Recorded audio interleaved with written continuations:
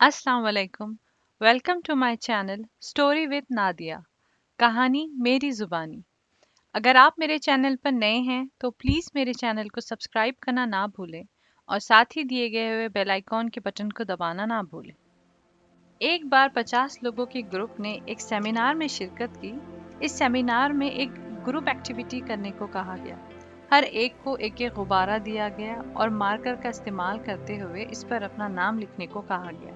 इसके बाद सारे गुब्बारे एक कमरे में डाल दिए गए।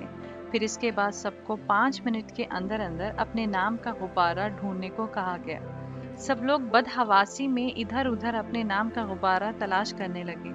कुछ लोगों के नाम वाले गुब्बारे दूसरों के पाँव के नीचे आकर फट गए, मगर कोई भी अपना मतलूबा गुब्बारा तलाश न कर सका। दोबारा यही अमल दोहराया गया, लेकिन इस दफा इनसे कहा गया कि आप कोई भी गुब्बारा लें और इसके नाम वाले शख्स को दे दें।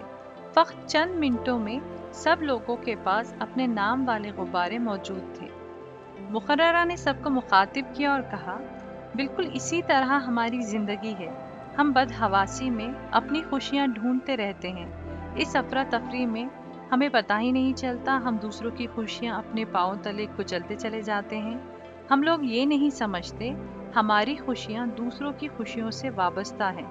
दूसरों को इनकी खुशियां दे दे तो हमें बाआसानी हमारी खुशियां मिल सकती है, और यही हमारी जिंदगी का मकसद है।